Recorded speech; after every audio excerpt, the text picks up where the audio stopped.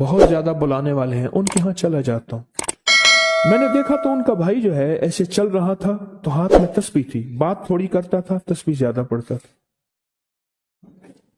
اس کا دبئی میں بہت بڑا کاروبار، جسے کہنا چاہیے بہت بڑا کاروبار دبئی میں۔ کہنے لگا گاڑی میں جا رہا تھا، کچھ لوگ آئے، گاڑی کا دروازہ کھولا، بیٹھے، مجھے لے گئے۔ پھر میرے گھر والوں کو مہینوں پتہ نہ چلا، اور اس کے بعد بڑی اذیتوں کے بعد میں چھوٹا۔ اب وہاں بیٹھ کے پھر اللہ ہی تھا تنہائی میں، اور تو کچھ تھا ہی نہیں۔ کہا کہ وہ اللہ سے ذکر کرنے اور باتیں کرنے کی ایسی کوئی مجھے عادت سی پڑ گئی ہے، اب لوگ مجھے کہتے ہیں کہ آپ جیل کی اذیتوں کی وجہ سے خاموش ہو گئے ہیں۔ میں لوگوں کو لاکھ کہتا ہوں، نہیں، وہ مانتے نہیں۔ جیسے نا بندہ کوئی غم کی وجہ سے بعض اوقات نا چپ ہو جاتا ہے، وہ کیوں کہتے ہیں؟ اسے چپ لگ گئی ہے، خاموش ہو گیا ہے۔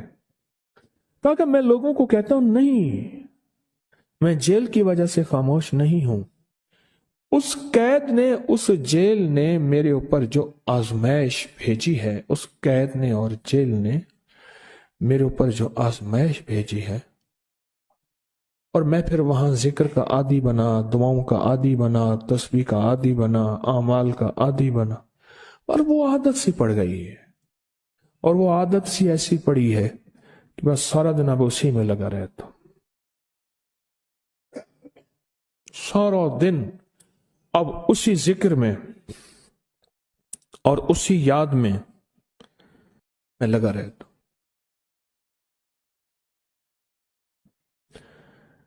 کہیں ایسا نہ ہو ہم بھی اگر ذکر سے غافل ہوئے، تسبیح سے غافل ہوئے، خدا نہ خواستہ ایسی آزمائش آ جائے اور پھر ہم ذکر اور تسبیح اور اعمال کے عادی بن جائیں، اللہ سے عافیت مانگے۔ اور اگر ہماری زبانوں پہ تسبیح ذکر آ گیا ہے عافیت کے دنوں میں، تو سمجھ لیں یہ اس کی عطا ہے، یہ اس کی نعمت ہے، یہ اس کی کریمی ہے، یہ اس کا فضل ہے۔ اس نے بہت بڑی آزمائش سے پہلے ہمارے اوپر اتنا کرم کر دیا، اس کا بہت بڑا کرم ہے۔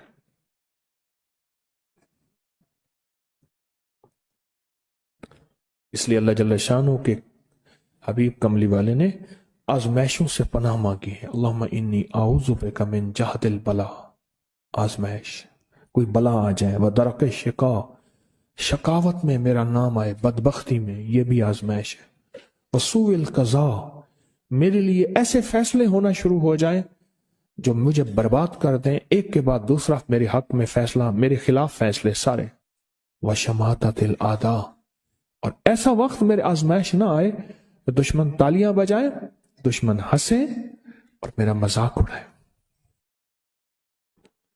اس لیے میرے آقا نے، میرے حضور نے آزمائشوں سے پناہ مانگی ہے، عافیت مانگی ہے۔ اللہم انی اعوذ بک من زوال نعمتک، اللہ نعمت دی پھر اس کا زوال آ گیا، وتحول عافیت، عافیت دی اور تو نے چھین لی۔ اللہم انی اعوذ بک من زوال نعمتک وتحول عافیتک وفجاءت نقمتک وجمیع سخطک، اے اللہ کو میرے اوپر ایسے حملے ہوں اور سختیاں میرے اوپر شروع ہوں، مولا میں اس سے پناہ مانگتا ہوں۔ میں مانگتا کیا ہوں؟ ربنا آتنا فی الدنیا حسنۃ، اس سے دنیا کا بہترین پیکج مانگتا ہوں، وفی الآخرۃ حسنۃ، تو اس سے آخرت کا بہترین پیکج، شاندار، لاجواب، بہترین۔ ہاں، آزمائشیں، مصیبتیں، تکلیفیں، حوادث، حادثات، ناکامیاں، بیماریاں، پریشانیاں، میں نہیں مانگتا مولا۔ اللہم انی اعوذ بک من الہم والحزن، ہم کہتے ہیں ٹینشن کو، انزائٹی کو، اسٹریس کو، ڈپریشن کو، اندر غم ہے باہر پتہ ہی نہیں، اس کو ہم کہتے ہیں۔ اور حزن کہتے ہیں جس پہ ہائے ہائے ہو، اے اللہ میں تجھ سے اندر کا دکھ جو مجھے دیمک کی طرح کھائے، اور باہر کا دکھ जो मुझे तड़पाए, अंदर का दुख खाए और बाहर का दुख तड़पाए, अल्लाह मैं उससे पनाह मांगता हूं। हम्मे वल हुस्न, आजिज़ वल कसल, ऐसा कि मैं आजिज हो जाऊं या मेरे ऊपर सुस्ती गालिब हो जाए। कितने लोग ऐसे हैं उनके ऊपर सुस्ती गालिब है, बहुत बड़ी मुसीबत है जिंदगी की। मेरे आका कमली वाले ने इससे पनाह मांगी। अल्लाह के हबीब मेरे आका ने आजमाइशों से पनाह मांगी है। मिनल अल्लाहुम्मा इन्नी औज़ु बिका मिनल फ़क्र वल कुफ्र, ऐ मेरा मौला मुझे कुफ्र से और फक्र से बचा। फक्र ऐसा, गुर्बत ऐसी आए कि मेरे ज़हन में हर वक्त लोगों की जेबों पे नजर हो, हर वक्त लोगों की जेबों पे नजर हो। ये दो वक्त में होता है, ज़हन नशीन रखिएगा। इस फकीर का तजर्बा है, एक जब तमा बढ़ जाता है, लालच बढ़ जाती है, उस वक्त लोगों की जेबों पे नजर होती है। जब फक्र बढ़ जाता है, गुर्बत और तंगदस्ती और फकीरी बढ़ जाती है, फिर लोगों की जेबों पे नजर इसकी होती है और अल्लाह के खजानों पे नजर नहीं होती या कम होती है। ऐ मेरा मौला मुझे फक्र से बचा और कुफ्र से बचा, कि ऐसा वक्त ना आए मैं अपना दीन बेच बैठूं, अपना ईमान बेच बैठूं। हमारे एक मुखलिस थे अब्दुल वहीद सुलेमानी साहब रहमतुल्लाह अलैह, कहने लगे अनारकली में मेरा एक दोस्त था, तो मैं उस दोस्त के साथ जिंदगी गुजरी, पंजाब यूनिवर्सिटी में इकट्ठे पढ़ते थे। तो फिर पता चला कि वो बहुत मालदार हो गया। इस्लामाबाद के एक बहुत बड़े सेक्टर में गया तो उसका घर देखा, गाड़ियां, बड़ा घर, और यहां उसके पास एक पुरानी सी पतलून होती थी और गुर्बत होती थी और अनारकली के किसी ऊपर चुबारे के किसी कमरा लिया हुआ था। तो मैंने उसका नाम लेके पूछा ये क्या? उसने ऐसे सीने पे हाथ रख के कहा बस यही बेचा है, अब बाकी सब ठीक है, सीने पे ईमान बेचा है, सब कुछ मिल गया। अल्लाह मेरे पर वो वक्त ना ला जब मेरे ऊपर फक्र गालिब आ जाए या कुफ्र आ जाए। मेरे आका कमली वाले ने आजमाइशों से पनाह मांगी, और आप हजरात कितने खुशकिस्मत हैं, उसकी शान करीमी अल्लाह ने आजमाइशों से बचाया। और इंशाअल्लाह इन नाम की बरकतों से, इन दुआओं की बरकतों से, इन तस्बीहों की बरकतों से, इस अल्लाह के नाम लेने की बरकत से इंशाअल्लाह अल्लाह और आजमाइशों से बचाएगा। अल्लाह ने बगैर आजमाइशों के हमें अपना नाम दे दिया, अपने नाम की तस्बीह दे दी, अपना जिक्र दे दिया, अपनी यादें दे दी। किसी जगह मुंह से अल्लाह निकल जाता है, कहीं रहमान निकल जाता है, कहीं बिस्मिल्लाह निकल जाता है। अबू अब्दुल्ला मगरबी फरमाते हैं मैंने रसूलुल्लाह सल्लल्लाहु अलैहि वसल्लम को ख्वाब में देखा, अर्ज किया मुझे अल्लाह से एक हाजत है, किस वसीले से दुआ मांगू?